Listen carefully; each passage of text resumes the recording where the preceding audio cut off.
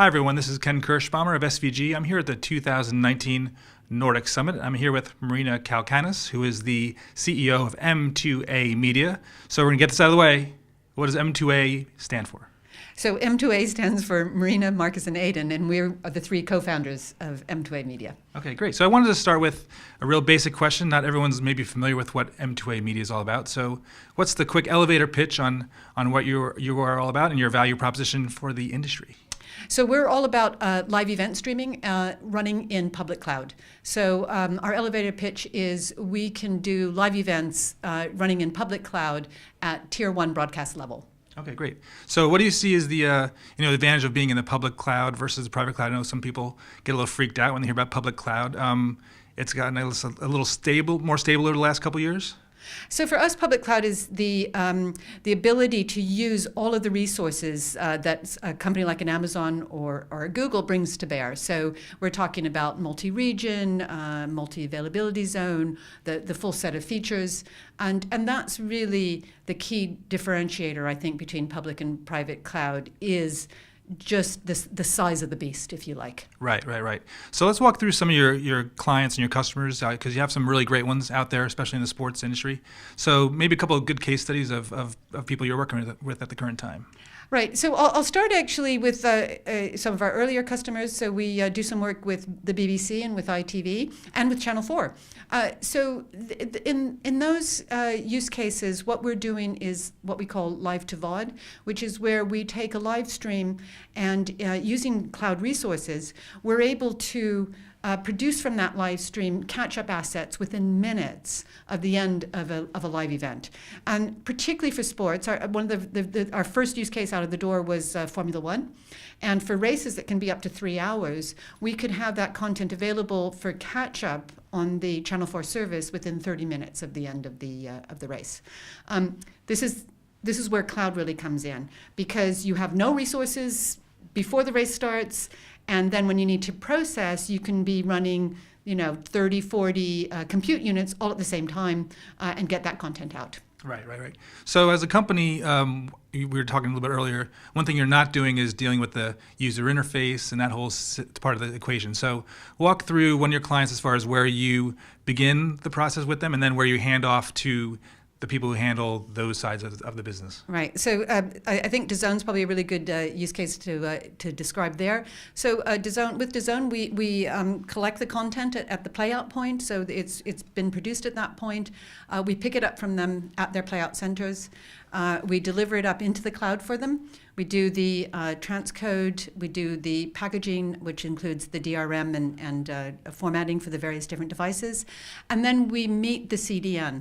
So we ensure that those streams are available to all the CDN locations that they need in the right way. But the other thing that's really key that we do for DAZN is we run a 24/7 MCR.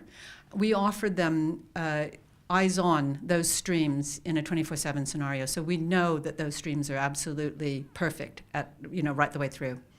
Now, what we don't do is we don't do the player, and we don't do the CRM systems or metadata. So we're all about delivering that live video experience, but not the actual player. Right. Now, I know a lot of potential customers may be saying, well, they want to find somebody who has all those components, but obviously there's some compromises there. It's a very difficult thing to find someone who's good at all those things. So what do you what's your advice to someone who may say, well, we'd rather have someone who's more of a, all-in-one shop as opposed to having to split things up?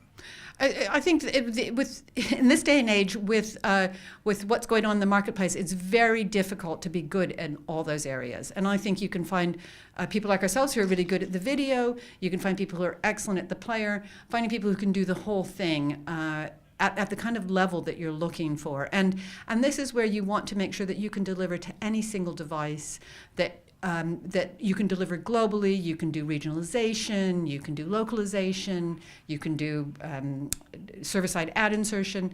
To do all those things, immaculately, and do the device as well is difficult to find in a one-stop shop. Sure. So we're obviously hitting an era of 4K HDR. There's obviously different camera angles being delivered from events. So what do you see as some of the challenges ahead as far as the needs that your customers are going to have as they look to diversify their services and do things like HDR or 4K? Is that pretty straightforward for you to handle? It's reasonably straightforward for us to handle. I think there's always a cost element involved. If you do 4K, your bill's going to go up a lot. Is your audience going to grow? Are you going to get more revenue out of your audience because your processing bill's gone up there? So those are sorts of things you have to weigh up. But it will become what they call table stakes after a while, which is you just have to do it if you're going to stay in the game. Right. So I think that's part of it. What we're seeing is people are interested in doing things to reduce bit rates. They're interested in HEVC, but in terms of thinking about the overall CDN bill, we see people very interested in low latency, making sure that when the goal happens, people see it instantly rather than seconds later.